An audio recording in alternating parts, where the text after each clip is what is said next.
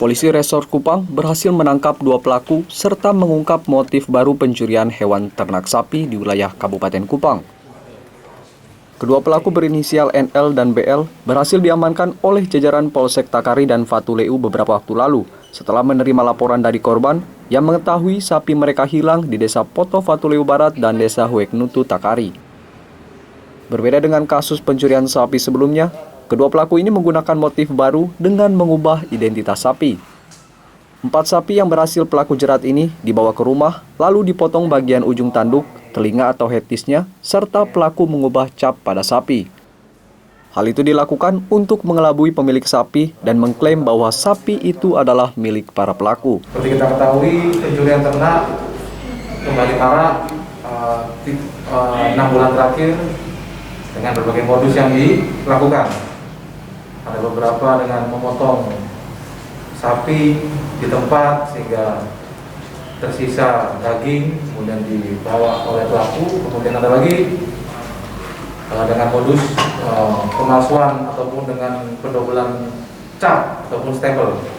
Hari ini saya akan memberikan informasi kepada rekan semuanya dengan penangkapan terhadap pelaku pencurian ternak dengan modus pemalsuan cap atau tanda pada sapi. Pertama kita tanyakan ke tersangka, tetap menyangkal.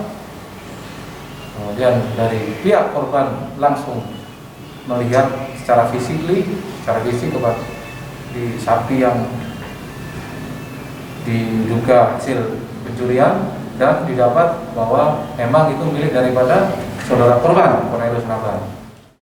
Atas perbuatan para pelaku, keduanya dijerat pasal 363 KUHP pencurian dengan pemberatan dan pasal 263 KUHP pemalsuan dokumen dengan ancaman hukuman di atas 5 tahun kurungan penjara. Kapolres Aldidan Manurung menegaskan, pihaknya tidak akan segan memberi hukuman berat bagi para pelaku, mengingat maraknya kasus pencurian hewan ternak di wilayah Kabupaten Kupang yang meresahkan masyarakat. Hukuman di atas 5 tahun, dan apabila tersangka sudah melakukan perbuatan ini lebih dari 1 kali akan ditambahkan 23 dari hukuman yang ada.